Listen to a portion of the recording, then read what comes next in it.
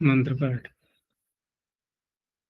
ओ सहनावतु सहनौ भुनक्तु सह वीर्यं करवावहै तेजस्विनावधीतमस्तु मा विद्विषावहै।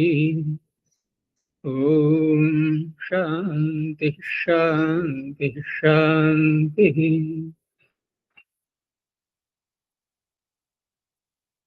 काशिका की 126वीं कक्षा,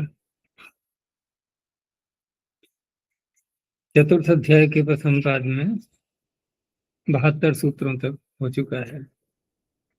कोई प्रश्न है तो पूछो। आचार्य जी, प्रश्न संख्या 358।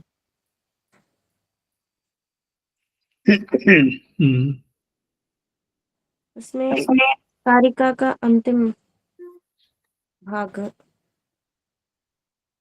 जो अतत्स्थम तत्र दृष्टम, तो उसके पदमंजरी की व्याख्या में देखो, अतस्थम को समझने के लिए पीछे जो बात कही गई थी ना, उसका भी ध्यान रखना है। तो पीछे जो लक्षण बताए थे उसमें अद्रवम तो समझ में आ ही गया होगा कि जो द्रव नहीं है, और मूर्तिमत होना चाहिए। और मूर्तिमत की जो परिभाषा की गई थी कि जिसमें हम ह्रस्वत्व या दीर्घत्व आदि जो सारे परिमाण देखते हैं, ऐसा पदार्थ मूर्तिमत होता है, स्पर्शवान भी होता है वो। और लेकिन उस अवस्था में जो उदाहरण बात इन्होंने आपत्ति उठाई थी कि बहुशोभा सूजन जैसे है ना, तो वो भी सारे लक्षण घट रहे थे मूर्तिमत में, वहां प्राप्त होने लगा था। तो उसका समाधान करने के लिए इन्होंने लक्षण बढ़ाया अविकारजम। ठीक है ना, विकार नहीं होना चाहिए वो, वातादि वैषम्य जो विकार है उससे उत्पन्न न हो। और जो सूजन है वो तो विकार है। फिर कहा था कि हाँ, जब इतना लक्षण दे दिया तो उसके पश्चात जो एक आपत्ति उठाई गई थी कि यदि प्राणिस्थम स्वांगम, तो रथ्यादि परिगता नाम केशा नाम स्वांगत्वम न स्यात्। अब केश हैं, मान लो पृथक हैं हमारे शरीर से, तो सारे लक्षण घट रहे हैं इसमें, मूर्तिमत भी है और द्रव भी है, ये सब पीछे की बातें आ रही हैं। लेकिन प्राणी में वो लगा हुआ जुड़ा हुआ नहीं है इस समय वो, ठीक है ना, उससे अलग है। कहीं भी कहीं मार्ग में है या कहीं स्थित है। तो संप्रति अप्राणिस्थत्वात् ततश्च दीर्घकेशीरथ्या इति न सिद्ध्यति इत्यतः आह। तो उसका समाधान करने के लिए उन्होंने कहा कि अतत्स्थम इति। ठीक है कि अतत्स्थम अर्थात संप्रति अप्राणिस्थम अपि, वर्तमान में ठीक है कि प्राणी में स्थित नहीं है, लेकिन कदाचित प्राणी निदृष्टम चेत, यदि कभी वो प्राणियों में देखा गया है, तदपि स्वांगम भवति।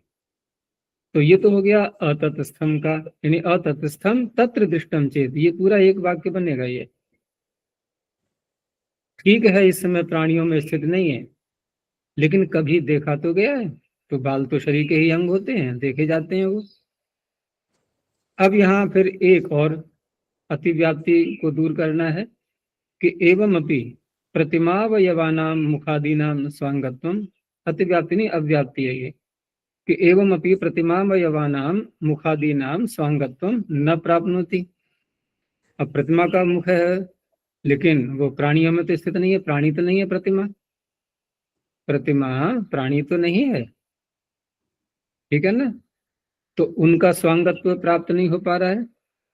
अच्छा जी, वो फिर प्राणी जो पीछे कहा है कि संप्रति अप्राणिस्थमपि कदाचित प्राणी निदृष्टम, तो अभी तो मूर्ति में उसका स्वांग नहीं है, लेकिन नहीं, वो तो कहीं उसके लिए घटाया जाएगा दीर्घकेशी के लिए। यहाँ ये भी तो नहीं कह सकते कि प्रतिमा का मुख कभी प्राणी के अंदर देखा गया है। यहाँ ये भी तो नहीं कह सकते। भाई मान लो प्रतिमा का मुख पत्थर का बना हुआ है, धातु का बना हुआ है, क्या ऐसा देखा गया है प्राणी में? नहीं देखा गया है ना, तो वो तो लक्षण यहाँ नहीं घटेगा। तो दीर्घ केश रथ्या में, हाँ, दीर्घकेशी रथ्या में जो केश हैं वो कभी तो प्राणी में स्थित थे, लेकिन प्रतिमा का मुख तो प्राणी में भी स्थित नहीं है। यहाँ नहीं घटाएंगे उसके लिए। जो लक्षण जहाँ के लिए अतिव्याप्ति या अव्याप्ति को हटाने के लिए होता है, उसको वहीं घटाना है। वहां यहाँ दीर्घ केश में आचार्य केश मतलब केश जैसे दीर्घ हैं वैसे रथ हैं ऐसे, वो है ना उसका अर्थ। तो वहां केश जैसा, नहीं नहीं नहीं, दीर्घकेशी का अर्थ वो नहीं है कि जैसे वो दीर्घ है ऐसे वो केश के समान दीर्घ है। वहां केश ही पड़े, दीर्घ केश पड़े हुए हैं उस मार्ग में, वो केश ही है, वो केश ही है वहां पर, वहां केश की उपस्थिति स्वीकार की गई है। तभी तो है तत्र दृष्टम चेत, अततस्थम तत्र दृष्टम चेत। वो केश वास्तविक हैं। जैसे आजकल बाजार में जूड़े बनते हैं ना केशों के, वास्तविक ही तो होते हैं, जी जो बहुत से लोग कटवाते हैं मंदिरों आदि, वहां से इकट्ठा करके उसके बनाते हैं वो। लेकिन यहाँ प्रतिमा वाले में हम उस बात को नहीं घटाएंगे, क्योंकि वो यहाँ नहीं घटेगा। तो प्रतिमा अवयव का जो स्वांगत्व है मुखादि का, वो प्राप्त नहीं हो रहा है, क्योंकि वो है अप्राणिस्थत्वात्। वो प्राणी में स्थित नहीं है, न तो इस समय स्थित है और न ही कभी देखा गया है। क्योंकि पीछे जो लक्षण था ना प्राणिस्थम, ये उसकी दृष्टि से है कि आपका प्राणिस्थ लक्षण तो हम घटाएंगे ना सर्वत्र। यहाँ केशों में देख लिया हमने कि चलो इस समय नहीं है, प्राणी में पहले स्थित था। लेकिन प्रतिमा का जो मुख है ये प्राणी में स्थित नहीं है। तो ततश्च दीर्घ मुखी प्रतिमा इत्यत्र न सिद्ध्यति, यहाँ सिद्ध नहीं हो पा रहा है। अब यहाँ जो अंत में कहा है इन्होंने कि तेन चेत, इन्होंने तेन दिया है लेकिन कारिका में है तस्य, परंतु पाठ भेद भी मिलता है उसमें। इनके पद्मंजरी कार के ही मत में यहाँ पर तेन शब्द है। तो चलो तेन मान की व्याख्या कर लेते हैं कि तेन चेत तत् तथा युतम। अब यहाँ जो कह रहे हैं कि अततस्थम इति अनुषंगः, ये थोड़ा बढ़ाएंगे हम इसको, शब्द को, इसको और जोड़ेंगे साथ में पीछे से कि अततस्थम इति अनुषंगः। अब इसके साथ में जोड़ करके इसका अर्थ बनेगा कि अततस्थम को ले लिया, अप्राणिस्थम अपि मुखादि स्वांगम, यानी प्रतिमा का जो मुख है प्राणी में तो स्थित है नहीं, प्राणी में तो स्थित है नहीं। तो वहां तो अप्राणिस्थम कह करके पहले इन्होंने तत्र दृष्टम चेत बोला था, उसको नहीं लेना। अब भाई इतना ही लेना है कि प्राणी में स्थित नहीं है प्रतिमा का मुख। लेकिन तत् तथा युक्तम, अब इसको तेन चेत तत् तथा युक्तम, अब इसको घटाना है हमें कि तेन चेन मुखादिना तद अप्राणी द्रव्यम, अर्थात ये जो प्रतिमा का मुख है ये अप्राणी का द्रव्य है मुख आदि, तथा युतम भवति, वैसा लगा हुआ है, वैसा जुड़ा हुआ है यथा प्राणी द्रव्यम इत्यर्थ, जैसे कि प्राणी में लगा होता है। तो वहां पर एक तो आकृति की दृष्टि से कह सकते हैं हम कि वैसा ही है। दूसरा, जहां लगा होता है, ये तो है नहीं कि सिर के पीछे को लगा दिया मुख, या कहीं भुजा में लगा दिया, कहीं जहां लगना चाहिए वहीं लगा हुआ है यथा स्थान, तथा युतम। तो इस तरह से इसको भी लिया गया है। लेकिन ये जो लक्षण मैंने उस दिन ही बताया था, ये लक्षण जो जाति के बताए जा रहे हैं यहाँ, स्वांग के लक्षण, स्वांग के लक्षण, ये सर्वत्र नहीं घटाना है, ये व्याकरण की दृष्टि से ही यहाँ पर इसको घटाना है। व्यवहार में तो हम स्वांग अपने शरीर के अंग को ही बोलेंगे, प्रतिमा के अंग को तो स्वांग नहीं बोलेंगे। लेकिन शब्द की सिद्धि के लिए इन लक्षणों को स्वीकार किया गया है। और आचार्य जी पृष्ठ संख्या 367, जाति के लक्षण।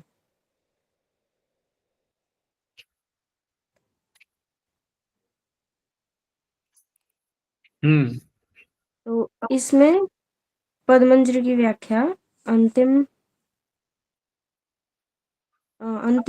तथा वाक्य कथम पुनरेकमेव वस्तु बहुत्र युगपत् कार्त्स्येन वर्तते, वहां से समझ में है।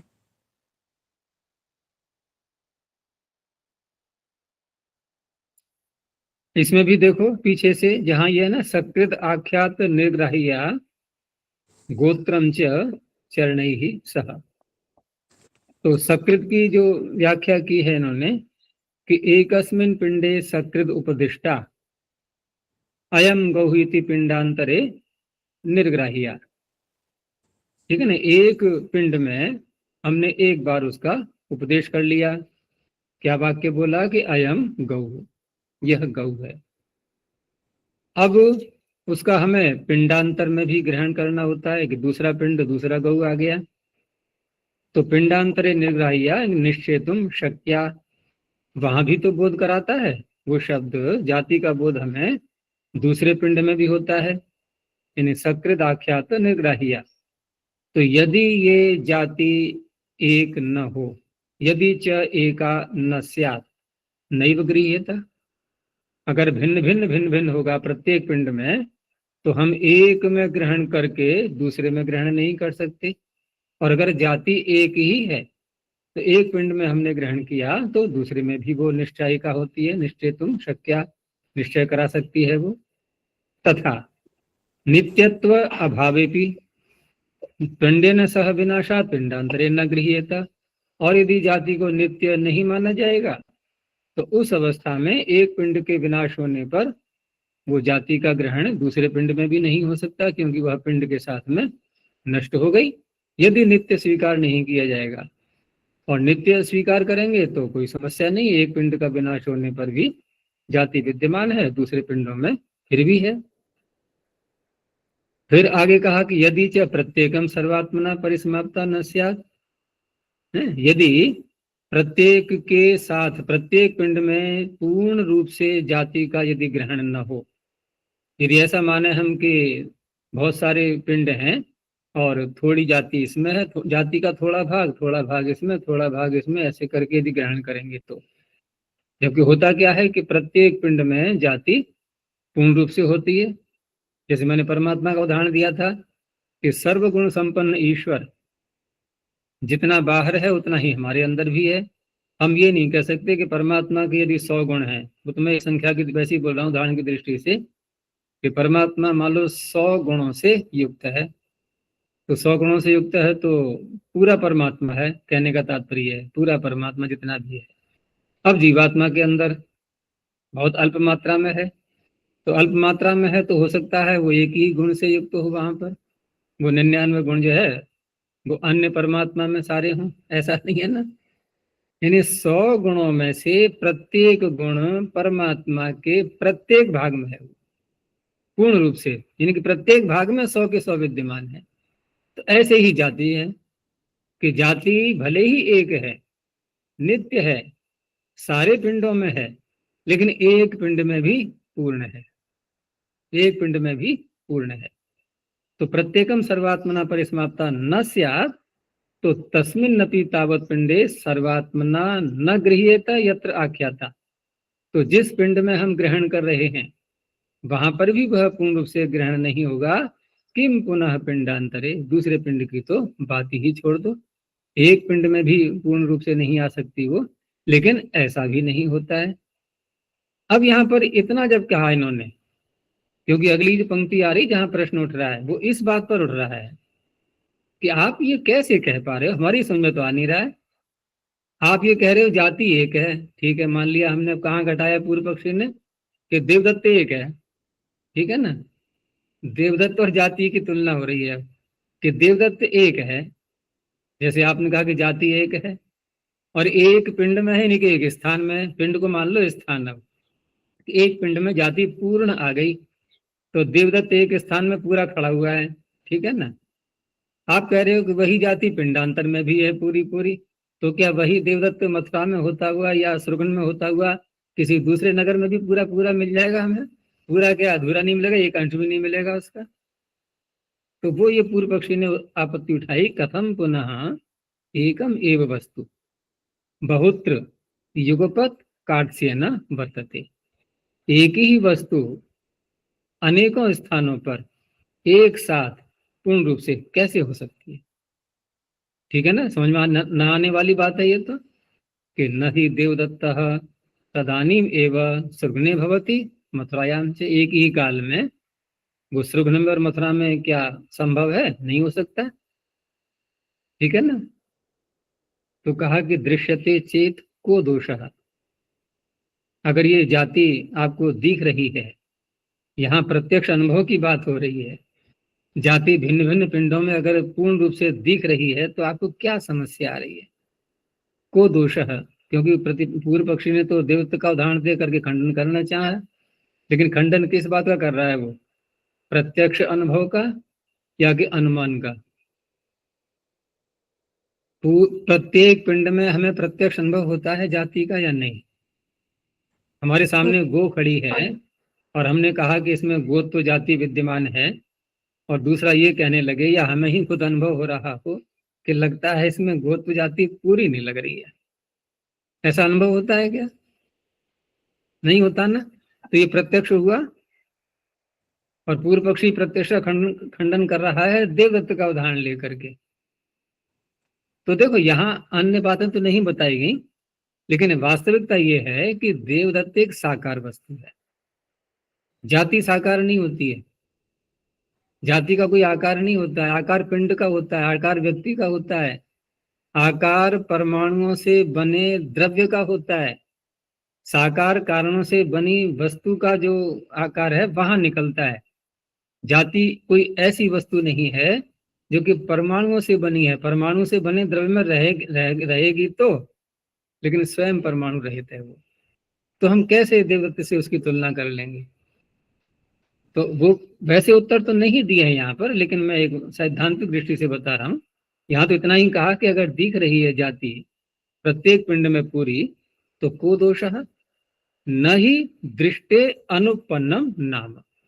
भाई जो चीज दिखाई दे रही है, दृष्टि माने प्रत्यक्ष, वहां कैसे कह सकते हो कि अनुपन्न है, सिद्ध नहीं हो रही है? ये तो प्रत्यक्ष है, सिद्ध कैसे नहीं हो रही है? ठीक है ना। वो एक लोकोक्ति सुनिए ना, हाथ कंगन को आरसी क्या, हाथ कंगन को आरसी क्या, पढ़े हुए को फारसी क्या। हाथ में कंगन है, ठीक है ना, हाथ में हमारे कंगन है, पहन लिया, किसी बच्ची ने हाथ में कंगन पहन लिया। अब उससे कहें कि तूने कंगन पहना है कि हाँ पहना है, कि पहना है कि नहीं, नहीं ऐसे प्रमाणित नहीं होता। इसको दर्पण में लगा करके देखो, आरसी कहते हैं शीशे को, कि अपने को शीशे में देख, अपने को शीशे में देख, वहां तुझे कंगन दिखाई दे रहा है कि नहीं? तो वो क्या उत्तर देगी? मुझे आंखों से दिखाई दे रहा है, शीशे की क्या आवश्यकता है यहाँ? तो यहाँ भी जब जाति प्रत्यक्ष अनुभव हो रही है, तो हम देवदत्त का उदाहरण लेकर के उसका खंडन क्यों करना चाह रहे हैं कि नहीं नहीं प्रमाणित नहीं हो रही है? कैसे नहीं हो रही है प्रमाणित? हाथ हाथ में कंगन है तो शीशा क्यों चाहिए हमें? नहीं चाहिए ना, कि शीशे में देख करके हम जान पाएंगे हाथ में कंगन है कि नहीं है, ऐसा तो नहीं है। तो इस तरह से यहाँ दृष्ट में, प्रत्यक्ष में अनुपन्नता नहीं होती। वह इतना कह करके इन्होंने बात को समाप्त कर दिया। लेकिन समाधान हम सैद्धांतिक दृष्टि से देंगे तो वही है कि जाति ऐसा पदार्थ होता है कि जो कि साकार नहीं होता। तो साकार वस्तु का दृष्टांत देकर के उसका खंडन नहीं किया जा सकता, क्योंकि हमारे प्रत्यक्ष अनुभव का विषय है ये, और जाति का प्रत्यक्ष अनुभव होता है। प्रत्यक्ष तात्पर्य यहाँ पर इंद्रियों की बात नहीं हो रही है, इंद्रियां तो असमर्थ हैं, इंद्रियां तो व्यक्ति को देखेंगी, जाति को नहीं देखती हैं, लेकिन मन में जाकर के जाति का बोध होता है। नहीं तो हम कैसे कह सकते हैं कि यह वस्तु वैसी ही है जैसी वह थी? ये सामान्य व्यक्ति जो अनपढ़ है वो भी कह देगा। केवल गो की प्राणी की ही बात नहीं है भाई। हाथ में हमने एक कलम ले ली और उससे पूछा कि तुमने कलम देख ली? कि हाँ देख ली। अब एक वैसी ही दूसरी कलम और दिखाई उसको, अब उससे पूछा कि बताओ ये वैसी ही है क्या? वो तुरंत कह देगा हाँ वैसी ही है। तो क्या हम ये कहेंगे कि हाँ देखो ये सारे दर्शनों को पढ़ा हुआ, ये जानता है जाति क्या है, इसलिए उत्तर दे पाया है कि ये वैसी ही है? तो जहां सामान्य ज्ञान रखने वाला व्यक्ति भी किसी बात का प्रत्यक्ष अनुभव कर रहा है, तो वहां हमें शास्त्रीय प्रमाणों की आवश्यकता नहीं होती है, और हम कोई विरोधी दृष्टांत ला करके उसका खंडन करने लगे, वो ठीक नहीं है। तो आचार्य ईश्वर जो ईश्वर जाति है फिर मैंने कब कहा ईश्वर जाति है? व्यक्ति मैंने है ये थोड़ी फिर कहा था। क्या है आचार्य ईश्वर? देखो, जाति का एक शब्द है पर्यायवाची, कणाद की भाषा में क्या शब्द है वो? बोलो। सामान्य। सामान्य। सामान्य का जरा अर्थ करना, शब्दार्थ क्या होता है? समानता। पर्यायवाची है ना। सामान्य नहीं समझ में आएगा, समानता तो आ रहा है समझ में। समानता। समानता एक में होती है कि दो में या एक से अधिक में होती है? एक से अधिक में। तो ईश्वर में लाओ ईश्वरत्व, कैसे लाओगे? लाओ, दो ईश्वर हो कम से कम, दो ईश्वर तो हो। हम ये कहें कि ईश्वर में सामान्य है, ठीक है ना, ईश्वर में सामान्य है। कौन सा सामान्य, वो भी ध्यान रखना होगा। एक पर सामान्य भी होता है। पर सामान्य का तात्पर्य है इतना बड़ा सामान्य, इतनी बड़ी जाति जिससे बड़ी जाति होती ही नहीं। वो कौन सा है पता है? सत्ता। सत्ता को पर सामान्य कहा है, अन्य सारी जातियां उससे छोटी होती हैं। तो सत्ता को तो कह सकते हैं हम ईश्वर में है। क्यों? सत्ता हम में भी है, सत्ता जड़ पदार्थों में भी है। कहाँ नहीं है सत्ता बताओ? तो जो बहुतों में है वो ईश्वर में है, वहां तो कोई भी आपत्ति नहीं है। लेकिन ईश्वरत्व नाम का सामान्य, अब इसको घटाने के लिए हमें कम से कम दो ईश्वर तो लाने ही होंगे। एक में कैसे कह देंगे हम कि सामान्य है इसमें? इसलिए ईश्वर के लिए, ईश्वर में कभी ईश्वरत्व नहीं कहा जाता। जीवात्मा में तो कह सकते हैं हम कि इसमें जीवात्मत्व है, आत्मत्व है, वहां तो कह सकते हैं क्योंकि अनेकों आत्माएं हैं, अनेकों आत्माएं हैं, वहां कह सकते हैं। लेकिन ईश्वर में ईश्वरत्व नहीं कह सकते। मनुष्य में मनुष्यत्व कह सकते हैं, ठीक है। अब मत कहना ईश्वर में ईश्वरत्व है, क्योंकि दूसरा ईश्वर मानना पड़ेगा फिर हमें। कम से कम कह रहा हूं, या और अधिक मान लो। जो अधिक मानते हैं उनके लिए तो ठीक है। जब एक ही है ईश्वर तो एक में तो फिर ईश्वरत्व तो नहीं कहा जाता, ठीक है ना। तो इस तरह से यहाँ पर जाति जो है, ये हम देवदत्त का दृष्टांत देकर के उसका खंडन नहीं कर सकते कि देव तो साकार वस्तु है, वो तो ठीक है एक स्थान पर है, दूसरे में नहीं हो सकती। लेकिन जाति ऐसा पदार्थ नहीं है। चलें आगे। जी।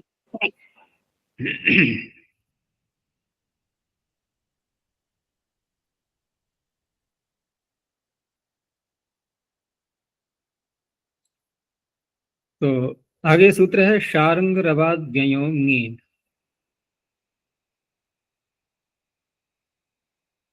शार्ंग रवादिभ्यः अयंतेभ्यः प्रातिपदिकेभ्यः स्त्रियां ङीन प्रत्ययो भवति। तो शार्ंग रव ये गण दे दिया है इन्होंने, और इसमें जो शब्द पढ़े हुए हैं ये शब्द, और दूसरा लिया इन्होंने अयंत, वो हाँ अय प्रत्यांत, उनसे भी स्त्रीलिंग में ङीन प्रत्यय। ये ङीन पहली बार आ रहा है ना इस प्रकरण में, ङीत ङीश ङीन, यही बचा था तीसरा, क्योंकि इसको ला करके अब विषय समाप्त भी करेंगे ये। तो इस तरह से यहाँ ङीन प्रत्यय हुआ। तो शार्ंग रवि और कापटवी ये तो इन गण वाले शब्दों से हो गया, इनके श्रृंगरु, श्रृंगरु शब्द है ये सब नाम है, तो एक तरह सामान्य सूत्र ही है ये। श्रृंगरु, कपटु, कपटु से बन जाएगा कापटवी, और अयंतों में विदादिभ्यों में से ये अय प्रत्यय करके विद से बनेगा पहले वैद बनाएंगे, और वैद से फिर इनके अयंत पहले बना लेंगे, तब ङीन करेंगे वैदी। ऐसे ही और भी जाति ग्रहणम च इह अनुवर्तते, जाति की अनुवृत्ति तो पीछे से आ ही रही है। तेना जाति लक्षणों ङीश अनेन बाध्यते। तो जाति में जो ङीश की प्राप्ति हो रही थी जाति स्त्री विषयादय उपधाद से, तो वह उसका ये अपवाद बनेगा, इस प्रत्यय से वो बाधा जा रहा है। न पुंयोग लक्षण, पुंयोग लक्षण जो है उसका यहाँ पर कोई उस पर आपत्ति नहीं आने वाली है। जैसे वैदस्य स्त्री पुंयोगादाख्याम से जब करेंगे ना वैद शब्द से, और उसकी पत्नी यदि लेना होगा हमें पुंयोग लक्षण, तो वहां तो फिर वैदी ही बनेगा। आगे है इन्होंने गण दे दिए हैं, ये गण में शब्द पढ़ दिए हैं, इसको देख लेना या एक सरसरी दृष्टि से देख लेते हैं। जैसे शार्ंग्रव, कापटव, गौगुलव, ब्राह्मण, गौतम आदि ये जो शब्द हैं सारे, ये तो अण प्रत्यांत हैं। तो ऋष्यंधक, वृष्णिकुर्भेष्ट आदि सूत्र से ये सब अण कर लेंगे यहाँ पर। और कामंडलेय, ब्राह्म, कृतेय, आनिचेय, आनिधेय, आशोकेय, एते ढगंता, ये ढग प्रत्यांत माने गए हैं। तो वहां पर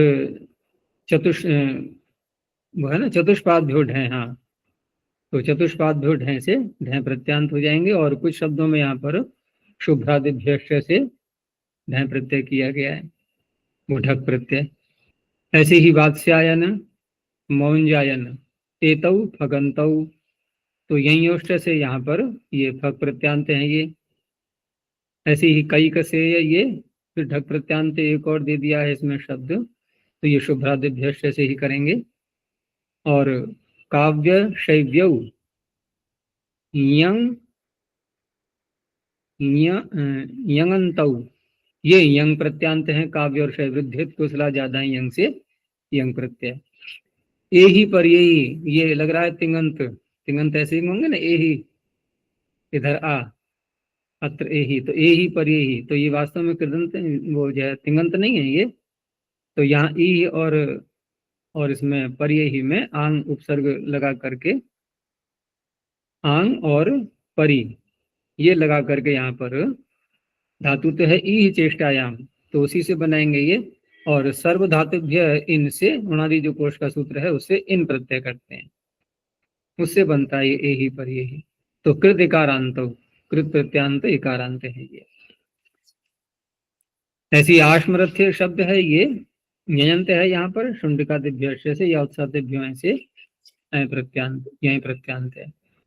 औदपान है ये, उदपान शब्द यहाँ पर, उदपान शब्द है शुंडिकाद्यणंत शुंडिकादिभ्य से। और अराल, चंडाल, वतंड ये जातिवाचक शब्द हैं। तो ये सब इसमें पढ़े हुए हैं। आगे वार्षिक से यहाँ पर दो शब्द और लिए, भोगवद गौरी मतो संज्ञायाम, घादिषु नित्यम रस्वार्थम। तो ये भोगवत और गौरीमत ये जो शब्द हैं या ये मतु प्रत्यांत हैं, तो मतु प्रत्यांत होने से तो गितष्ट से ङीप की प्राप्ति हो रही थी, यहाँ पर ङीन का विधान कर दिया गया है। इस तरह से है ये।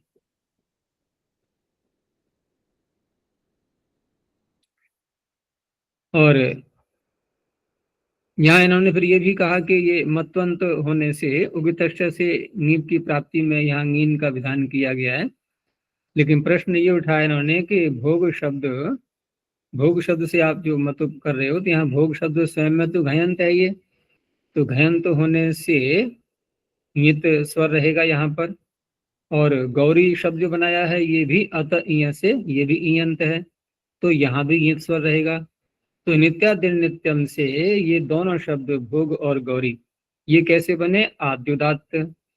उसके पश्चात आपने मतुप किया, मतुप कोई प्रभाव डाल नहीं पाएगा क्योंकि वो तो पित है, पित होने से स्वयं वो अनुदात्त रहेगा। तो अब यहाँ पर यदि आप मतु प्रत्यांत होने के कारण से और उगितस्य से यदि ङीप कर लेते हो, तो ङीप भी कोई स्वर में अंतर नहीं डाल पाएगा, ठीक है ना, आदिदातित ही रहे। और आपने ङीप को न करके नीन किया, यहाँ पर ङीप को रोक करके, तो नीन करने से आप क्या अंतर लाएंगे आप, नीन में नकार लगा हुआ है, तो नकार होने से वही तो स्वर रहेगा जो पहले नित्यादित्यम लगा रहे थे हम, स्वर तो वही रहा ना, कोई भी अंतर नहीं पड़ा। तो यहाँ पढ़ना ये व्यर्थ हो गया। अब उसका उत्तर दिया है वार्तिक में कि घादिषु नित्यम ह्रस्वार्थम, घरूप कल्प चेलड जो सूत्र है यहाँ पर उससे ह्रस्व करते हैं ना, तो वहां वहां ह्रस्व करने के लिए नीप और इसमें ङीश में और ङीन में अब अंतर आ जाएगा, ङीप में और ङीन में। क्योंकि वहां पर ह्रस्व जब करेंगे तो यदि हम उगितश्च से ङीप करेंगे तो उस अवस्था में नद्याः से उगितश्च सूत्र से एक और भी है ना, उगितश्च एक तो ङीप करने वाला है और एक है नद्याः शीर्षस्याम के आगे सूत्र उगितश्च, वो विकल्प से ह्रस्व करता है। और यदि हम नीन प्रत्यय करेंगे तो वो सूत्र लग नहीं पाएगा उगितश्च, और वहां घरूपकल्प चेलड सूत्र से नित्य ही ह्रस्व होगा। तो मात्र केवल नित्य ह्रस्व करने के लिए नीप को रोक करके नीन का विधान किया गया है, और कोई प्रयोजन यहाँ पर नहीं है। आगे एक वार्तिक दिया है, नृ नरयोर वृद्धिश्च। दो शब्द हैं ये, नृ और नर। वेद में तो नृ का ही प्रयोग होता है मनुष्य को कहने के लिए, मनुष्यवाचक शब्दों में जब आते हैं नृ का प्रयोग होता है। लोक में नर शब्द का भी प्रयोग होता है, लेकिन इनसे दोनों शब्दों से हम यहाँ पर नीप प्रत्यय करके नीप की जो प्राप्ति हो रही है तो वहां पर नीन का विधान किया गया है। तो नृ से भी क्या बनेगा फिर, नृ से भी नारी बनता है और नर से भी नारी बनता है। तो नृ शब्द से तो यहाँ पर वैसे देखें तो ऋकारांत होने से कौन सा प्रत्यय प्राप्त हो रहा था, ऋण्यभ्यो ङी, ठीक है ना। और नर शब्द अकारांत है, तो अकारांत होने से अजायत टाप से टाप प्राप्त हो रहा था। तो ङी बादिशु का है ना यथायोगम, यथायोगम ङी बादिशु आदि कहकर के टाप को ले लिया इन्होंने, ङी पर टाप आदि जो प्राप्ति हो रही थी उसकी प्राप्ति में ङीन का विधान किया गया है। एक तो ये बात हो गई, लेकिन ङीन करके हम वृद्धि तो नहीं कर पाएंगे, नरी से बनेगा नरी और नर से ही बनेगा नरी। तो वार्तिक में साथ में कह दिया है वृद्धिश्च, ये गण वार्तिक या गण सूत्र कह लो इसको। तो वृद्धि भी साथ में, तो नरी में वृद्धि करके नारी और नर में भी नारी, दोनों का नारी बनेगा। चलो आगे देखते हैं। यंगश्चाप, चाप भी पीछे नहीं आया ना अभी, टाप डाप चाप, ठीक है ना। तो ये भी आ गया यहाँ पर। तो यंगंतात प्रातिपदिकात स्त्रियाम चाप प्रत्ययो भवति। अब यंग प्रत्यय यहाँ कहा इन्होंने, कोई अनुबंध नकार के अतिरिक्त और नहीं लगाया है। तो यंग श्यंगश्च सामान्य ग्रहणम एतत्, दोनों का ग्रहण हो जाएगा, ठीक है ना। तो आम्बष्ठ्या सौवीर्या कौशल्या, ये तो हो गया यंग प्रत्यांत का, यहाँ पर वृद्धित कुशला ज्यादा यंग। और श्यंग का दे दिया है इन्होंने, कारीश गंध्या, ये पीछे भी आ चुका है अनेकों बार, कारीश गंध्या वाराहिया बालाक्या, ये श्यंग प्रत्यांत शब्दों से यहाँ पर चाप हो गया है। आगे वार्तिक दिया है शाच्य यहाँ, शाच्य यहाँ का तात्पर्य शकार से उत्तर यय, मूर्धन्य शकार जो है उससे उत्तर जब यही आएगा तदंत से चाप हो जाएगा। तो शात परो यो यय तदंतात चाप वक्तव्य। जैसे शार्क राक्ष्या, तो शार्क राक्ष्या में शब्द है शार्क राक्ष्य, पहले ये बनाएंगे, ठीक है ना, गर्गादि ऐसे यहीं करके शर्कराक्ष शब्द से बन जाएगा शार्क राक्ष्य। अब शार्क राक्ष्य में जो यह प्रत्यय है वो किससे उत्तर है, शकार से, उससे फिर चाप हो गया। ऐसे ही पूतिमाश शब्द से पौतिमाश्य और पौतिमाश्या, गोकक्ष शब्द से गौकक्ष फिर गौकक्ष्या। और कहा कि जो आगे सूत्र आ रहा है ना आवट्याच्य, तो उस च को इन्होंने अनुक्त समुच्चयार्थ मानते हुए यहाँ पर भी ग्रहण कर लिया। तो उससे क्या होगा कि उत्तर सूत्रे चकारो अनुक्त समुच्चयार्थ तेन वा भविष्यति, ठीक है ना। उससे उससे भी जो है शाकराक्ष आदि शब्दों में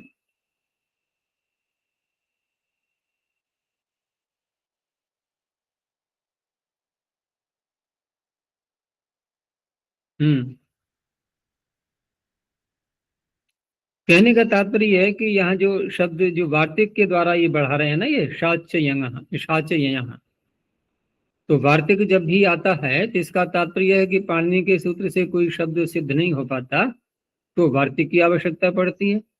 तो इनका कहना यह है कि इस वार्तिक को यदि हटा भी दें हम, ठीक है ना, तो यंगश चाप सूत्र तो केवल यंगंत से चाप करेगा, तो यंगंत से चाप तो हो ही जाएंगे, लेकिन यहाँ वार्तिक के द्वारा जिन्होंने कहा था कि शकार से परे जो यं, ठीक है ना, अब यंगंत तो है नहीं, ये तो यं प्रत्यांत है, तो यहाँ तो प्राप्त हो नहीं पाएगा शाकराक्षा में चाप, और वार्तिक को भी हटा दें, तो क्या करेंगे हम कि यावट्याच्य सूत्र में चा पड़ा हुआ है, उसको अनुक्त समुच्चयार्थ मानते हुए इन शब्दों का भी संग्रह वहां पर कर लेंगे अगले सूत्र में।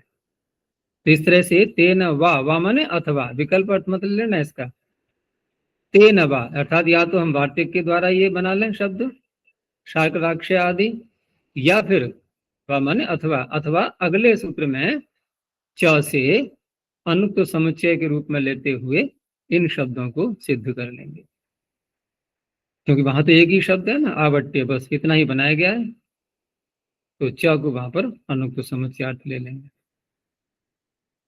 आवट्याच्य, अवट शब्दो गर्गादि ही, तो गर्गादिभ्यो यहीं से यहीं हो ही जाएगा। तस्माद यहीं कृते नीपि प्राप्ते वचनम, क्योंकि यहीं कर लेंगे तो टिड्ढाणे से, उससे टिड्ढाणे के आगे क्या है सूत्र,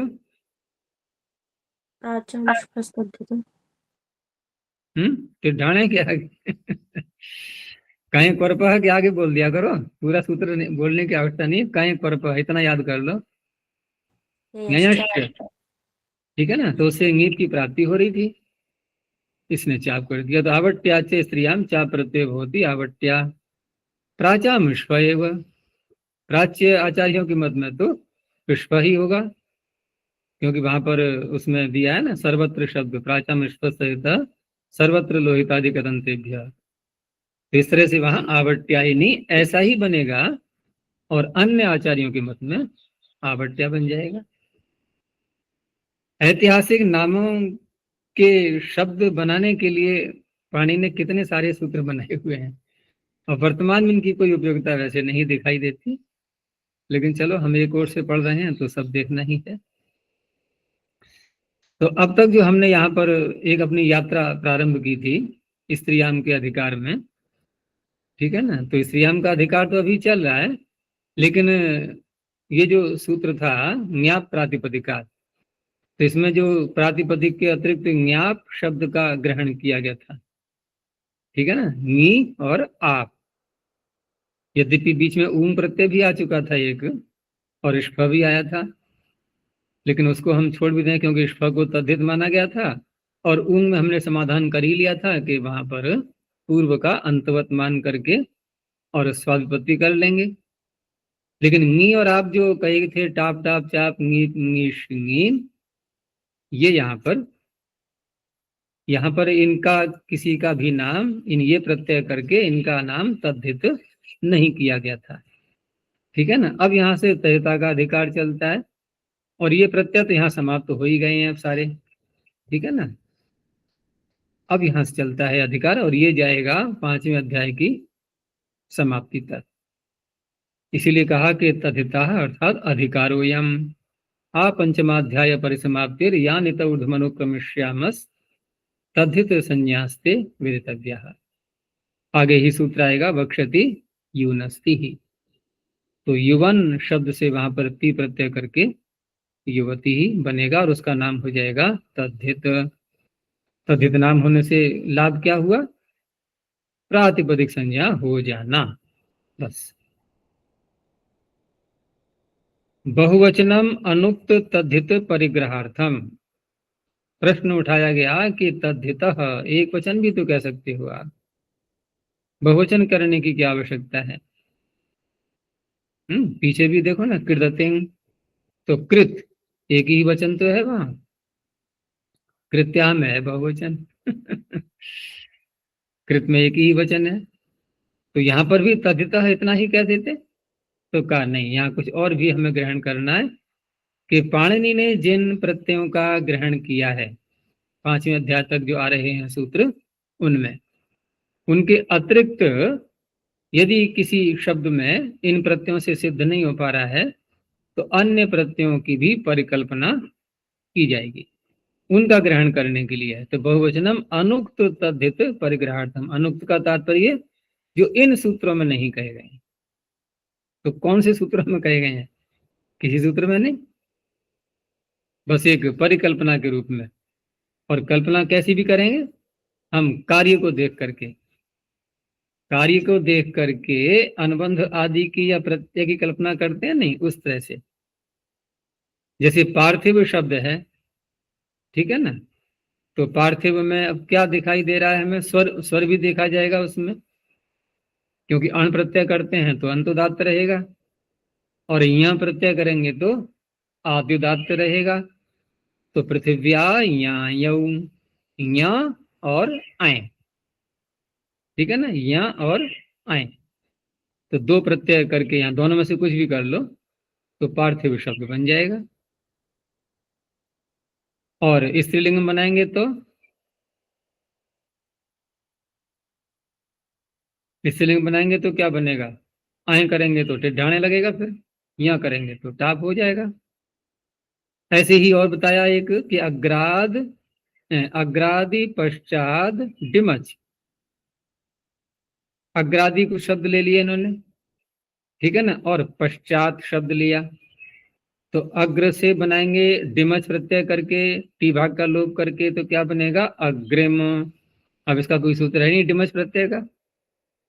ऐसे ही पश्च, पश्चात शब्द से, पश्चात से ये उसका है ना अव्यय, तो टी भाग का लोप करके इसका क्या बनेगा? पश्चिम।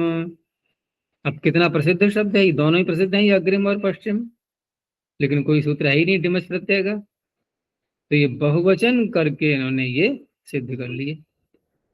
इत्यवमादि लब्धम भवति। तद्धित प्रदेशाः कृतद्धित समासाश्च इत्यवम् आदयः। तो अब हम आ गए हैं तद्धित के प्रदेश में, ठीक है ना, हमारा प्रदेश बदल गया है अब, और ये चलेगा 5वें अध्याय के अंत तक। अब यहाँ के नियम और कानून सब प्रारंभ होंगे, और कानून और भी बढ़ाए जाएंगे, वो बढ़ेंगे फिर समर्थानाम प्रथमाद्वा से, ठीक है ना, वहां से फिर एक नया कानून शुरू हो जाएगा। तो यूनस्ति ही हमने अभी देख लिया था कि युवन शब्दात प्रातिपदिका स्त्रियांति ही प्रत्यय होती सच तद्धित संजय होती ङीपोपवाद। क्यों? ऋण निभ्यो ङीप, युवन है ना, नकारांत है ये, तो क्या बनता अगर उसको उससे करते तो क्या बनता? बना के देख लो कम से कम, भले ही प्रयोग मत करना। बनाने में क्या जाता है, क्या बनेगा? किससे आते थे? अगर ये मैं बोल क्या रहा था अभी, ऋण निभ्यो ङीप से ङीप करेंगे नहीं करेंगे? भाई ङीप का अपवाद है ना ये, युवन तो युवन। चलो अपवाद ना करके उसको भी थोड़ा सा हम बना के देख लें, हैं? भाई कोई मान लो बाजार में जाते हैं हम वस्त्र खरीदने के लिए, तो कभी कभी होता है ना कि खरीदना तो नहीं है, लेकिन चलो एक टेस्टिंग करके पहन करके देख तो लें कैसे लगते हैं। तो वो देखा ना वहां पर एक परीक्षण का जो कक्ष बना देते हैं वो लोग, कि इसमें जा करके आप पहन के देख लो, तो पहन के देख लेते हैं, नहीं भले ही नहीं खरीदना है उसको। तो क्या बनेगा युवन से अगर नीप करेंगे तो? अरे अन्य नकारांतों को देख लो क्या बनता है। हम्म, क्या बनता है? युवन ही बनेगा सीधा, और क्या करेंगे? तो यहाँ क्या अच्छा, बना? स्वयुव मघो नाम तद्धिते। हैं? अच्छा, स्वयुव। भसंज्ञा, भसंज्ञा बात तो सही है, भसंज्ञा करके स्वयं गुना बदलते संप्रसारण भी कर लेंगे ना, तो क्या यूनिट बनेगा फिर? संप्रसारण किसको करेंगे? वकार। वकार को, तो वकार को ऊ हो गया, उधर यू में भी ऊ है, यू नहीं हो जाएगा फिर सीधा। तो युवती ही ये बन गया। अब यहाँ कुछ सूत्र अभी और आ रहे हैं समर्थानाम प्रथमाद्वा से पहले पहले। तो ये भी एक प्रकार के वैसे ही हैं, सब सब नामों से संबद्ध हैं प्राय करके, और सामान्य सूत्रों की ही श्रेणी में हम लोग समझेंगे इनको। तो एक बार देख लेते हैं। तो अणियोर अनार्षयोर गुरुपोत्तमयोः श्यंग गोत्रे। सूत्र का अर्थ किया, गोत्रे यौ अणियौ विहितौ अनार्षौ। ठीक है ना, गोत्र अर्थ में होने चाहिए अण और ईय प्रत्यय, और साथ में अनार्षौ। तो हम अनार्ष विद्या पढ़ रहे हैं कि आर्ष विद्या पढ़ रहे हैं? ये तो अनार्ष विद्या पढ़ाना चाह रहे हैं पाणिनि, है ना, स्वयं ही कह रहे हैं अनार्षयो। तो यहाँ तात्पर्य है कि ऋष्यंध का वृष्णि कुरुभ्यश्च, वो जो प्रत्यय करता है ऋषिवाची शब्दों से, ऐसे शब्द न हो। ठीक है ना, उस सूत्र से जो प्रत्यय आएगा उनको ये नहीं लेगा। तो अनार्षो तदंतयो प्रातिपदिकयो गुरुपोत्तमयो स्त्रियां श्यंग आदेशो भवति। अब ये श्यंग प्रत्यय नहीं है, ये आदेश है। ठीक है ना, और स्त्रीलिंग में ये आदेश करना है, तो इंगित होने से अंतिम बल के स्थान में हो जाएगा। तो इसमें गुरुपोत्तम भी देखना है। तो गुरुपोत्तम का क्या तात्पर्य है? उपोत्तम, उपोत्तम मैंने बताया था कि जहाँ 3 या 3 से अधिक वर्ण होते हैं, तो अंतिम के जो समीप वाला है वो कहलाता है उपोत्तम। तो उपोत्तम कैसा होना चाहिए? गुरु। ठीक है ना, गुरु होना चाहिए वो। दूसरा ये है कि यहाँ पर जो श्यंग आदेश किया गया है, तो यहाँ पर हमें ये भी आवश्यकता नहीं है निश्चय लगाने की सूत्र की, क्योंकि सूत्र में कहा गया है अणियो हो, इसमें है षष्ठी, अण और इय, तो इन्हीं के स्थान में श्यंग हो जाएगा। तो एक परिभाषा है, निर्देश्यमानस्य आदेशा भवन्ति। अगर कहीं पर निर्देश कर दिया गया है कि इसके स्थान में ये करना है, तो फिर उसी के स्थान में करना है, अन्य किसी प्रकार के परिभाषा की आवश्यकता वहां पर नहीं होती है। तो इति अणियोरेव विज्ञायते, अण और इय के स्थान में ही ये हो जाएगा, न तो समुदायस्य, समुदाय के स्थान में नहीं करेंगे। समुदाय इसलिए मान रहे हैं, ngकार के दिन सामान्य ग्रहण, आगे कह रहा है नकार सामान्य ग्रहणार्थ, तो ngकार को दी सामान्य ग्रहण के लिए ले रहे हैं, तो उस अवस्था में फिर अनेकाल होने से पूरे के स्थान में होगा अनेकाल से सर्वस्य। तो ऐसा न करके इन्होंने यहाँ पर कहा कि निर्दिश्य मानस आदेशा भवंती, जितने को कहा गया है उतने को ही होना है। तो ngकार तो हो गया सामान्य ग्रहण के लिए, अर्थात अन्य प्रत्ययों में जहाँ पर जैसे यंगश्चाप सूत्र आ रहा है, नहीं यंगश्चाप नहीं, जैसे ngकार यहाँ कहा गया, तो जितने भी ngकार वाले अन्य प्रत्यय हैं, ठीक है ना, उनका भी ग्रहण हो जाए। और शकारस तद अभिघातार्थ, जो सामान्य ग्रहण हो रहा है उसके अभिघात के लिए वहां पर शकार भी लगा दिया है, क्योंकि यदि यहाँ शकार नहीं लगाएंगे और सूत्र यदि बनाएं कि यंग आदेश होता है यंग गोत्रे, तो यंगश्चाप से किसका ग्रहण होगा? औरों का तो नहीं हो पाएगा ना, केवल इसी का होगा। अब सामान्य ग्रहण के लिए लगा दिया गया है, यानी सामान्य ग्रहण का अभिघात हो इसलिए लगा दिया गया है, तो उस अवस्था में यंगश्चाप कह करके हम इसका भी ग्रहण कर सकते हैं, यंग का भी और यंग का भी। उत्तम शब्द स्वभावात् त्रिप्रभृति नाम अंत्यम अक्षरम आह, ये पहली भी परिभाषा इन्होंने बता दी है। तो 3 या 3 से अधिक, अर्थात 2 में नहीं घटेगा। ये 2 में इसलिए भी नहीं घटता है कि हम जब तम प्रत्यय कर रहे हैं ना, उत्तम, तो उत्तम तम प्रत्यय 2 में नहीं, कम से कम 3 तो होने चाहिए, 2 से अधिक, तभी घटता है। और उप माने उसके समीप, तो उत्तम से समीपम उपोत्तमम, तो गुरु उपोत्तमम यस्य तद गुरुपोत्तमम प्रातिपदिकम। उदाहरण फिर वही आया करीश गंध्या वाला, जैसे करीशस्य इव गंधः अस्य, तो पहले बना लिया करीश गंधी या कुमुद गंधी, उसके बाद तस्यापत्यम इति अण, इससे अण कर लिया गया, अब ये अनंत हो गया। उस अण के स्थान में इस सूत्र ने श्यंग आदेश कर दिया, तस्य श्यंग आदेश, तो कारीश गंध्या कौमुद गंध्या। अब श्यंग आदेश करके उसके बाद फिर टाप करेंगे बाद में।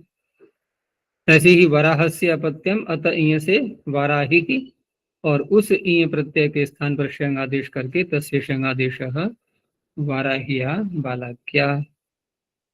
अणियो ऋतिकिम, तो अन्य भी यदि कोई शब्द ऐसा होगा, यहाँ वो भी घटा देना सब जगह, गुरुपोत्तम है कि नहीं है ये, ठीक है ना। गुरुपोत्तम, जैसे हमने शब्द लिया इसको, कारिश गंध्य को ही ले लो, तो कारिश गंध्य, ठीक है ना। तो कारिश गंध्य में यहाँ पर अंतिम स्वर क्या है इसमें, यमे अ, और उससे पहला स्वर क्या है, पहला वर्ण नहीं देखना है, पहला वर्ण नहीं देखना है, पहला स्वर देखना है, ठीक है ना। ग में तो अ, ग में आ है? वो जो संयोग होने से गुरु हो गया, ऐसे करके। तो अणियो ऋतिकेम, तो ऋत भागस्य अपत्यम है, यहाँ पर विदादि गण में आने के कारण से विदादित्वाद आए, तो आए प्रत्यय हो गया। ऋत भाग शब्द सिद्ध बनेगा आर्त भाग, ठीक है ना। तो ये आय को लेगा नहीं, अनंत को लेगा, या अयंत उसको नहीं, विदादित्वाद।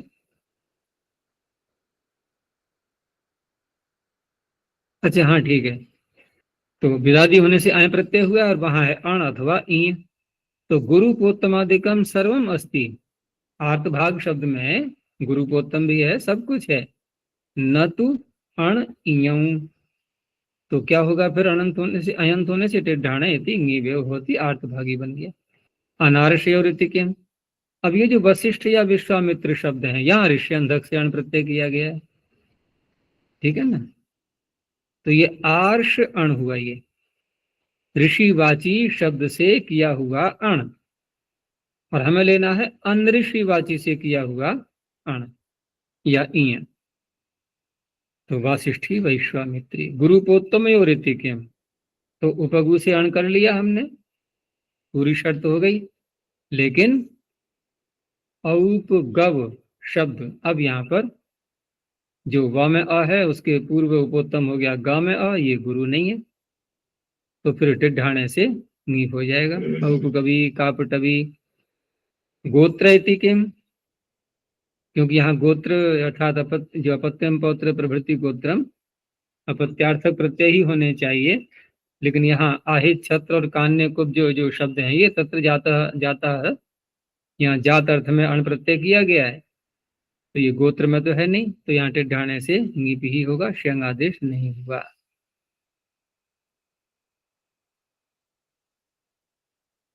आगे है गोत्रावयवात, नहीं, हाँ ठीक है।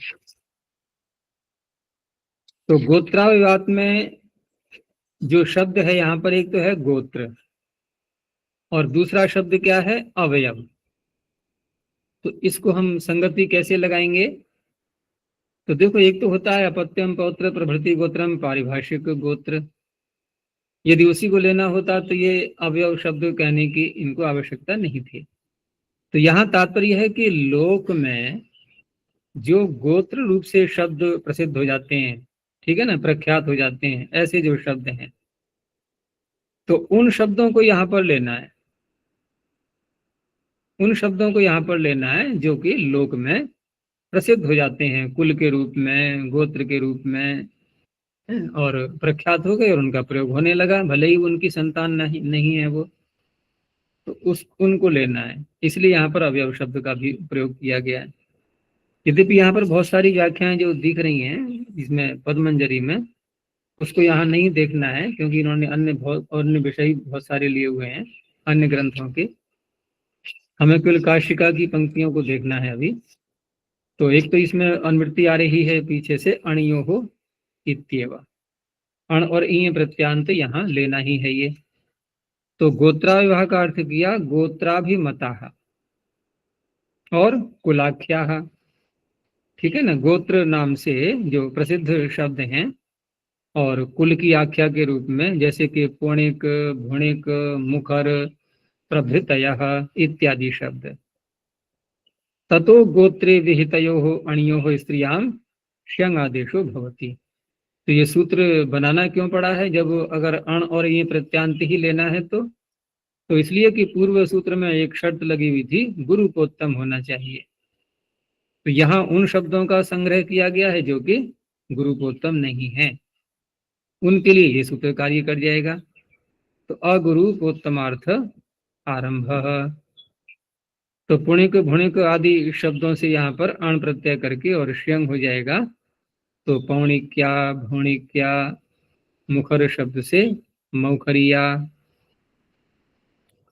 और ये शाम तो अनंतरापत्ये अपि इष्यते, और जिन शब्दों में अनंतरापत्य में भी करना है हमें, अनंतरापत्य का मतलब केवल पुत्र मात्र, ठीक है ना, संतान, जैसे कि दैव दत्त्या, याज्ञ दत्त्या आदि, क्योंकि उनको तो ये लेगा नहीं, ये तो जो लोक में गोत्र शब्द से प्रसिद्ध हैं उनको ले रहा है।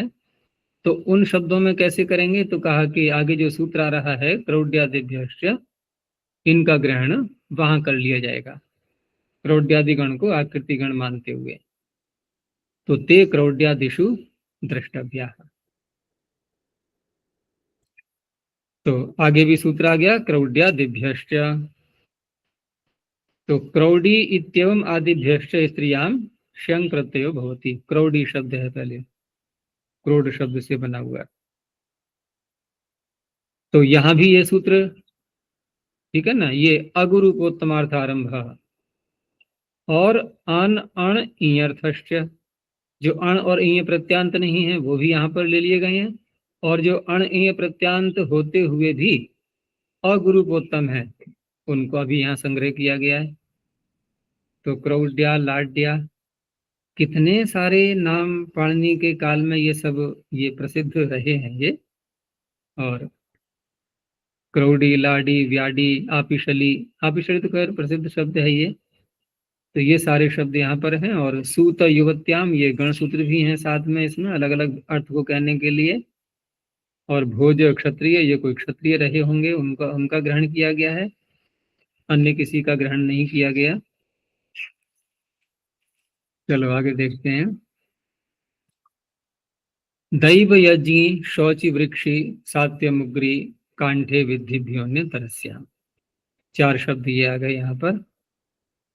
तो दैव यज्ञी शौचि वृक्षी सात्यमुग्री कांठे विद्धि इत्येतेषाम् अन्यतरस्याम श्यंग प्रत्यय होती, इनसे विकल्प से श्यंग प्रत्यय, ये आदेश नहीं है, अब ये श्यंग प्रत्यय है। अनुवृत्ति देखो उसी की आ रही है, लेकिन वहां क्योंकि षष्ठी थी अणयोग में तो उसको आदेश के रूप में माना गया। यहाँ पंचमी है ये विद्धिभ्यः, यहाँ ये प्रत्यय बन चुका है। और ये शब्द सारे कैसे हैं, तो कहा इयंता येते, ये सब इय प्रत्यांत हैं, और इय प्रत्यांत भी यहाँ पर ग्रहण किया गया है, इनसे श्यंग प्रत्यय होगा। तो इयंता येते और गोत्र ग्रहणम च न अनुवर्तते, गोत्र का यहाँ कोई संबंध नहीं है। तेन उभयत्र विभाषेयम, तो गोत्र ग्रहण का संबंध न होने से यदि गोत्रवाची इसमें आएंगे शब्द, तो वहां पर ये पूर्व सूत्र से प्राप्त, नित्य प्राप्त था, ये विकल्प करेगा ये। और जो गोत्रवाची नहीं है वहां पर भी, वहां तो प्राप्ति ही नहीं है किसी से, वहां भी विकल्प हो गया। तो उभयत्र विभाषेयम, गोत्रे पूर्वेण नित्यः शंगादेशः प्राप्तो विकल्प्यते, ठीक है ना। और अगोत्रे तो अनंतरापत्य पक्ष विधीयते, अनंतरापत्य में एक पक्ष में यहाँ पर श्यंग का विधान किया गया है। अब जिस पक्ष में ये श्यंग नहीं करेगा, तेन मुक्ते इतो मनुष्य जाते हेति ङीषे भवति, क्योंकि कारांत है, मनुष्य जाति वाचक है, तो उस अवस्था में इतो मनुष्य जाते से ङीष प्रत्यय ही हो जाएगा। तो दैव यज्ञ, ये शब्द बना बनाया सूत्र में पड़ा हुआ है इयंत, उससे यहाँ पर श्यंग प्रत्यय करेंगे, और यसे तीच से ई का तो लोप हो जाएगा। तो दैव यज्ञ हलंत रह गया ये, उसके आगे फिर श्यंग का या जोड़ेगा तो एक या का लोप हो जाएगा। तो दैव यज्ञा, और दूसरे पक्ष में फिर इतो मनुष्य जाते से ङीष करके दैव यज्ञी। ऐसे ही शौचि वृक्षा, शौचि वृक्षी, सात्यमुग्रिया, सात्यमुग्री, कांठे विद्या, कांठे विद्धि। अब यहां से जो तद्धिता का जो प्रकरण प्रारंभ हुआ था, तद्धित संज्ञा करके जो प्रत्यय किए जा रहे हैं, तो अब जितने भी प्रत्यय आगे आएंगे तो वहां पर एक नया नियम जोड़ा जा रहा है। और वो नियम क्या है कि समर्थ होने चाहिए शब्द। और समर्थ शब्द हम किसको कहते हैं? समर्थ शब्द कब होता है? क्या कोई स्वतंत्र शब्द अकेला एक शब्द, क्या उसको समर्थ कहा जाएगा? नहीं। कोई समाधिस्थ योगी बैठा हुआ है, ठीक है ना, संसार से उसने पूरा संबंध अपना तोड़ दिया, या यूं कह लो कि असंप्रज्ञात समाधि में बैठा हुआ है। तो असंप्रज्ञात समाधि में तो फिर यहां तक होता है ना कि देखो, हमारा संबंध, हम जब व्यवहार कर रहे होते हैं तो उस अवस्था में हमारा संबंध स्थूल शरीर से भी है, सूक्ष्म शरीर से भी है, ठीक है ना, सभी से है। और अंदर पहुंच जाओ तो जीवात्मा खुद भी तो है ना, स्वयं भी तो है, स्वयं से भी संबंध है। अर्थात संप्रज्ञा समाधि की जो अंतिम अवस्था होती है, वहां स्वयं से तो संबंध है ही, अभी भी आत्म साक्षात्कार कर रहा है। लेकिन जब असंप्रज्ञात समाधि होती है, उस अवस्था में स्वयं का भी संबंध नहीं रहता स्वयं से, ठीक है ना। तो वो समर्थ हुआ कि नहीं हुआ, या असमर्थ हो गया? वहां केवल परमात्मा ही परमात्मा, बस, ठीक है ना। अपने को भी भूलना होता है, तब परमात्मा का आनंद ग्रहण कर पाता है। और अगर उसने ये कह सोच लिया, ये ज्ञान हो गया उसको उस काल में कि मैं आनंद ग्रहण कर रहा हूं, तो आनंद नहीं मिलेगा। ईश्वर कहता है ये मैं को हटा, पहले खुद भी भूल जा। और इसका अगर उदाहरण देखना है मैं लोक में प्रत्यक्ष, तो माँ का दूध पीते हुए बच्चे को देख लो, छोटा सा बच्चा जिस समय दूध पी रहा है, मैं उस काल की बात कर रहा हूँ, उसके जरा चेहरे को देखना, उसको लगता है कि मेरा संबंध कहीं बाहर से भी है अभी। सब कुछ भूल चुका है वो, तब दूध का स्वाद आता है उसको। हम लोग क्या स्वाद लेते हैं? हम कुछ नहीं स्वाद लेते। हम भोजन तो कर लेते हैं, लेकिन ये कोई स्वाद वैसा नहीं है जिस बच्चे को आ रहा है, उसको असली स्वाद आता है। तो कहने का तात्पर्य है कि समर्थ यदि हमने कहा किसी शब्द के लिए, तो इसका तात्पर्य है कि वह शब्द किसी दूसरे से जुड़ा हुआ है, ठीक है ना, तब समर्थ होता है वो। और पीछे कहा ही था कि समर्थ है पद विधि, पद विधि जहां भी होती है वो समर्थों की होती है। तो यहां अब रही बात कि समर्थ पद विधि, जब ऐसा कहा गया कि पद विधि समर्थों की होती है, यानी कि समर्थ हमने कहा है, तो इसका तात्पर्य है पद विधि हो रही है। तो पद किसे कहेंगे फिर हम? तो पद कहेंगे हम उसको कि जिसके आगे सुप या तिंग आ जाते हैं। तो यहाँ तिंग का तो कोई प्रसंग नहीं है, यहाँ सुप का प्रसंग है, ठीक है ना। तो सुप का प्रसंग जब चल रहा है तो शब्द कैसा होना चाहिए? अब सुबंत होना चाहिए। सुबंत होना चाहिए, नहीं? सुबंत जब तक नहीं बनेगा तब तक किसी एक शब्द का दूसरे से संबंध नहीं होगा। और नहीं, देख लो, कोई शब्द कोश में हमने देख लिया कि देखो ये बालक है, ये पुत्र है, ये मनुष्य है, बहुत सारे शब्द मिल जाएंगे अलग अलग अलग अलग, कोई भी सुबंत नहीं है। हम वाक्य में प्रयोग कर लेंगे उनका? नहीं कर सकते। किसी का किसी के साथ वाक्य में जो संबंध जुड़ता है वो नहीं जोड़ सकते जब तक कि सुबंत नहीं बनाया जाएगा। तो अब निकल करके बात ये आती है कि यहाँ अब हम जो प्रत्यय करने जा रहे हैं 5वें अध्याय के अंत तक, या ये अंत तक नहीं कहा जाएगा, या 5वें अध्याय के दूसरे पाद के अंत तक, क्योंकि तीसरे पाद में तो फिर ये स्वार्थिक प्रत्यय आने लगते हैं, ठीक है ना। वहां ये समर्थों में प्रथम ये शब्द बोलने में नहीं आएगा, क्योंकि वहां दो शब्द है ही नहीं। हम प्रथम और मध्यम ये सब कहाँ से बोलेंगे? अब वो अकेला ही शब्द है वहां पर, उसी अर्थ में प्रत्यय हो रहा है बस केवल। तो इसका अधिकार जो है समर्थानाम प्रथमाद्वा का, ये कहाँ तक जाता है? बोलो, कहाँ तक जाता है ये? अभी तो बोला मैंने। स्वार्थिक प्रत्यय के पहले पहले, हैं? स्वार्थिक प्रत्यय के पहले पहले तक। तो इसको ऐसे कह सकते हो कि 5वें अध्याय के दूसरे पाद के अंत तक और अधिक क्लियर हो जाएगा। तो वहां तक ये जाएगा अधिकार, और वहां तक जाएगा तो जो सुबंत शब्द हैं वो समर्थ होंगे यहाँ पर। अच्छा, अब हमने जो विग्रह वाक्य बोला, जैसे उपगु अपत्यम में घटा लें हम, कि उपगु के आगे भी सुप ले आए हम, अपत्य अपत्य शब्द के भी आगे सुप ले आए, तो उपगोह और अपत्यम, ये दो शब्द हमारे सामने हैं। अब क्या यहाँ पर हम प्रथम देखेंगे कि उपगोह प्रथम बोल रहे हैं, हम अपत्यम को आगे बोल रहे हैं? नहीं, यहाँ प्रथम और मध्यम या अंतिम ऐसे नहीं देखना है। कहाँ देखना है? जो सूत्र प्रत्यय करने वाला आएगा, जो सूत्र प्रत्यय करने वाला आएगा, तस्यापत्यम को हम जब लाएंगे तो वहां पर दो शब्द हैं, तस्य और अपत्यम। तस्य कह रहा है उपगोह को, अपत्यम कह रहा है अपत्यम को। यहां भले ही हम ऐसे बोलते हैं अपत्यम उपगोह, भाषा में तो कैसे बोल सकते हैं? अपत्यम उपगोह। तो यदि यहाँ हम क्रम देखेंगे, प्रथम ये आ रहा है तो अपत्य से करेंगे क्या प्रत्यय? नहीं करेंगे। तस्यापत्यम सूत्र जैसा पाणिनि ने बनाया है, वहां देखना है प्रथम कौन सा शब्द है ये। तो इस तरह से सुबंत की बात यदि यहाँ नहीं कही जाती, समर्थ शब्द यदि नहीं बोला जाता, तो यहाँ पर अधिकार किसका चल रहा है? प्रातिपदिकात का, प्रातिपदिक का अधिकार चल रहा है। तो प्रातिपदिक से प्रत्यय होता है, यही तो हम अर्थ करेंगे सर्वत्र सूत्रों में। तो तस्यापत्यम का फिर क्या अर्थ होगा? कि षष्ठ्यंत प्रातिपदिक से, ठीक है ना, अण प्रत्यय होता है अपत्य अर्थ में। षष्ठ्यंत प्रातिपदिक कौन सा है? उपगोह पत्य में कौन सा है षष्ठ्यंत प्रातिपदिक? उपगोह।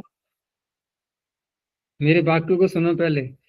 षष्ठ्यंत प्रातिपदिक होता है क्या?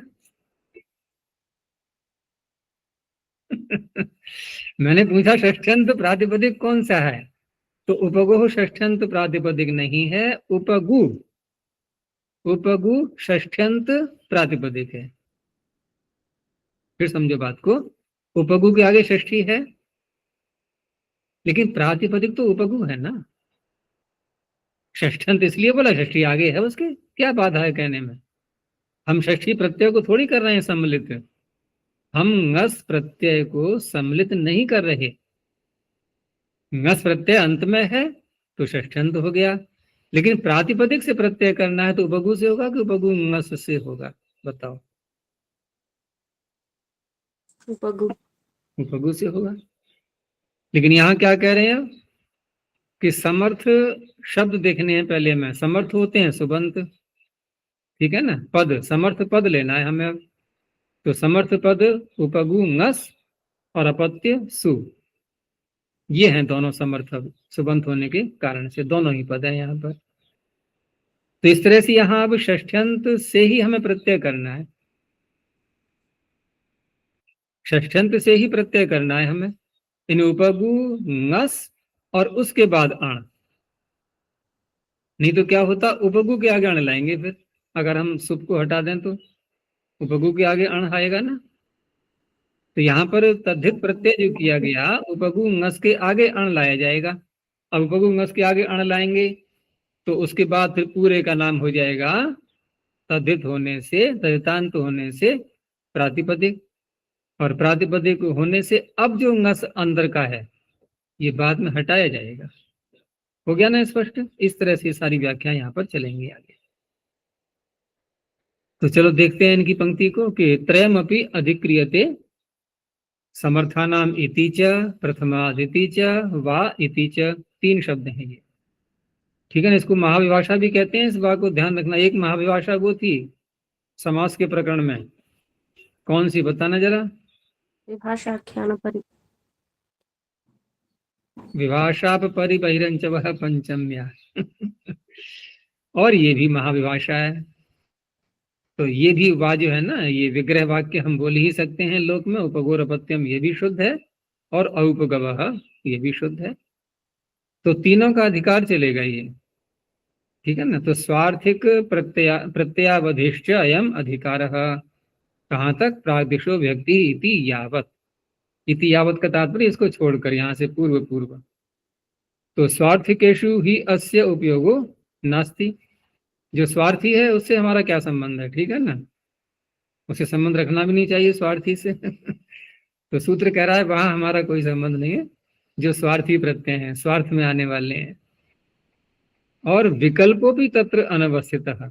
स्वार्थ में तो नित्य ही प्रत्यय होता है, ठीक है ना। विकल्प भी वहां उपयुक्त नहीं बैठता, तो ये भी वहां नहीं जाएगा। केचित नित्यम एवं भवंती, वहां बहुत से प्रत्यय ऐसे आएंगे स्वार्थिक प्रत्ययों में जो नित्य ही होते हैं। तो इस तरह से जो लक्षण सूत्र आएंगे, लक्षण वाक्यानि, जैसे तस्यापत्यम, तेन रक्तम रागात्, तत्र भवः इत्येवं आदीनि भविष्यन्ति। वहां पर जाकर के इस सूत्र की एक वाक्यता हो जाएगी लक्षण सूत्रों में। तेषु, अब इन सूत्रों में, सामर्थ्य सति, सामर्थ्य अर्थात समर्थता होने पर संबंध शब्दों का होना चाहिए, और संबंध बिना सुबंत बनाए हुए होता नहीं। तो सामर्थ्य सति प्रथमा निर्दिष्टादेव विकल्पेन प्रत्यय भवति इति वेतव्यम। नहीं, प्रथमा नहीं, प्रथम निर्दिष्टादेव। तो प्रथम निर्दिष्ट से तात्पर्य यहाँ पर सूत्र में जो प्रथम शब्द है, तस्यापत्यम में तस्य है, तेन रक्तम रागात में तेन है, तत्र भवः में तत्र है, उससे विकल्प से प्रत्यय हो जाएगा। समर्थानामिति निर्धारण, षष्ठी जो आई है वो तो निर्धारण में हो ही जानी है जब अनेकों में हम छटनी करते हैं। तो समर्थानाम मध्ये प्रथमः प्रत्यय प्रकृतित्वेन, प्रत्यय की जो प्रकृति है। तो प्रत्यय की प्रकृति कौन है? समर्थों के मध्य में प्रथम समर्थ। तो प्रत्यय की प्रकृति क्या बनी? अब जैसे मैंने कहा था कि हम उपगु से नहीं करेंगे प्रत्यय। प्रकृति क्या बनी? समर्थ। समर्थ था सुप सहित। तो उपगु ngस, ये है प्रकृति प्रत्यय की, उससे प्रत्यय आएगा। तस्य इति सामान्यम विशेष लक्षणार्थम, तस्य तो एक सर्वनाम शब्द का निर्देश है और ये सामान्य का परामर्शक है। तो ये जो शब्द जो भी आएंगे तो उनका सामान्यम विशेष लक्षणार्थम, विशेष को पकड़ने के लिए विशेष का लक्षण आएगा। कोई एक शब्द हम ले लेंगे उसका। तदीयम प्राथम्यम विशेषाणाम विज्ञायते, और उसी का प्राथम्य रहेगा, प्रथम होना। यानी कि तस्य शब्द जिस जिसको कहता जाएगा वो माना जाएगा प्रथम। हम चाहे वाक्य में प्रयोग उसका कहीं भी कर लें, जैसे मैंने कहा था कि अपत्यम उपगोह ऐसा कहेंगे, तब भी तस्य अपत्यम को नहीं बोलेगा, वो उपगोह को ही बोलेगा। तो प्राथम्य उसी का माना जाएगा। तो उपगोह अपत्यम औपगवः। अब यहाँ पर ध्यान देकर के और स्पष्ट हो जाएगा कि समर्थानामिति किम। तो कम्बलम, कम्बलः, ये पुल्लिंग लेकर के कम्बलः उपगोह, नपुंसकलिंग में ही प्रयोग होता है कम्बलम, कम्बल शब्द का। तो कम्बल उपगोह। अब यहाँ पर कम्बल उपगोह और अपत्यम देवदत्त से, ये दो वाक्य हैं। लेकिन दो वाक्यों में यहाँ पर हम इसको कॉमा को हटा करके समझें तब समझ में आएगा एक वाक्य बनाते हुए। तो एक वाक्य जब बनेगा तो उस अवस्था में इसको उपगोह को हम अपत्यम के साथ क्या जोड़ पाएंगे? क्योंकि अर्थ बनेगा ही नहीं इसका यहाँ पर। क्योंकि हमने दो वाक्य बोले पहले, कंबल उपगोह। कंबल किसका है? उपगु का। और अपत्य किसका है? देवदत्त का। लेकिन यदि कोई यहाँ पर कौमा का कोई ज्यादा महत्व नहीं होगा और उस अवस्था में ये कहने लगे कि उपगोह का अपत्यम के साथ में संबंध है, तो वो नहीं घटेगा। इस तरह से यहाँ उपगोह शब्द अपत्यम के साथ समर्थ नहीं है। समर्थ तो है, लेकिन किसके साथ समर्थ है? कंबल के साथ। और कंबल अपत्य है नहीं। सूत्र कह रहा है तस्यापत्यम, अपत्य के साथ में समर्थ होना चाहिए। तो प्रथमादित्य किम, अब प्रथमादित्य किम इसलिए कहा कि तस्यापत्यम में अगर हम तस्य को नहीं लेंगे, अपत्यम को ले लेंगे, तो अपत्यम प्रथमांत शब्द है ये। उपगु अपत्यम में अपत्यम प्रथमांत है और उसको कहेगा वो, तो उससे प्रत्यय न होने लगे। षष्ठ्यंताद यथा स्यात् प्रथमांताद मा भूत, ये षष्ठ्यंता जो शब्द बोला है इसमें, ये तस्यापत्यम की दृष्टि से बोला है। और तीन रक्तम रागात की दृष्टि से बोलेंगे तो क्या बोलेंगे? तृतीयांताद यथा स्यात्। तत्र भव की दृष्टि से बोलेंगे तो क्या बोलेंगे? सप्तम्यंताद यथा स्यात्। तो ये उपलक्षण मात्र है केवल। वाइति किम, तो उसका तात्पर्य वही है कि वाक्यम अपि ही यथा स्यात्। ये वाक्य भी बोल सकते हैं हम ऐसे ही सीधा, उपगोर प्रत्यय मिति, प्रत्यय न करें हमारी इच्छा। आगे कहा यदि एवं समास वृत्ति ही तद्धित वृत्तिया बाध्यत। समास वृत्ति, समास वृत्ति तद्धित की वृत्ति से बाधी जाएगी। फिर जैसे यहां पर उपगु की संतान, ठीक है ना, विग्रह किया हमने उपगोह अपत्यम, तो क्या हम षष्ठी तत्पुरुष समास नहीं कर सकते? यहाँ कर सकते हैं या नहीं? बोलो हाँ और ना। जी कर सकते हैं। नहीं कर सकते? कर सकते हैं। कर सकते हैं। अच्छा, सूत्र क्या कह रहा है ये?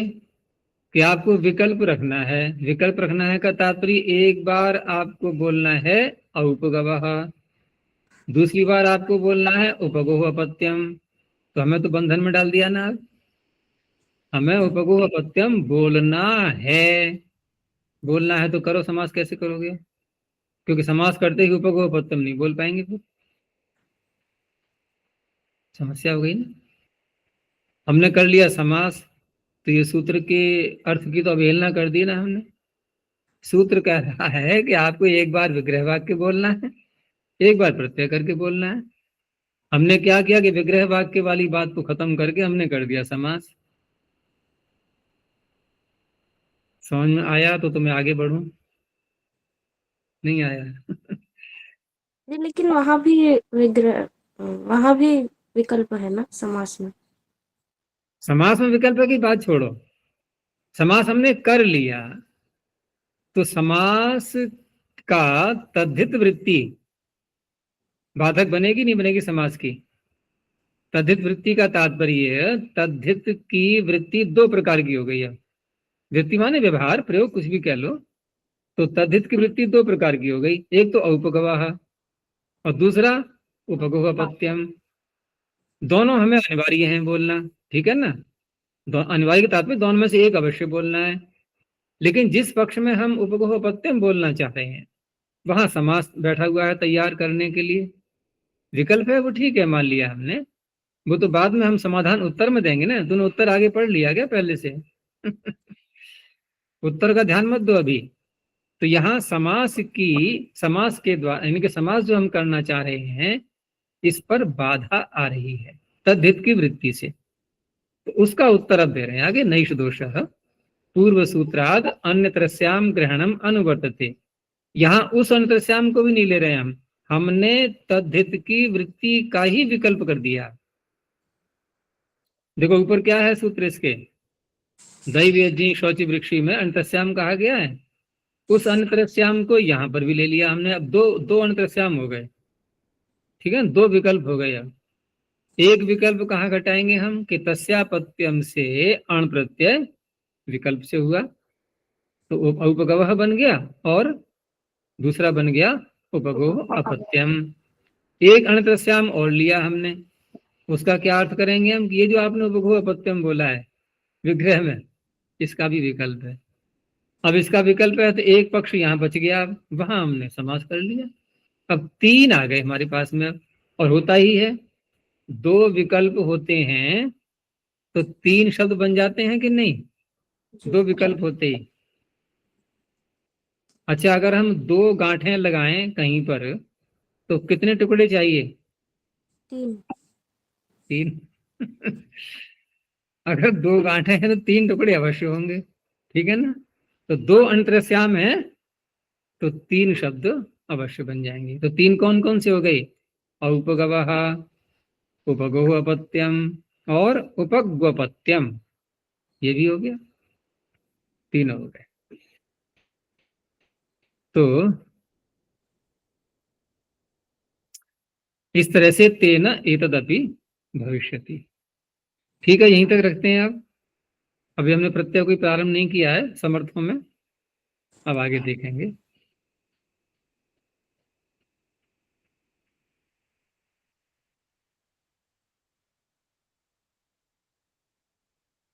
प्रणोध्वनि। ओ,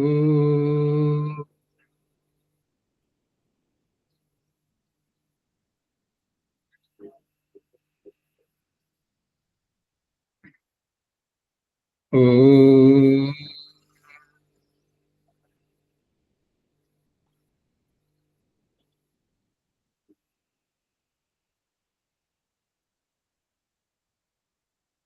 ओ,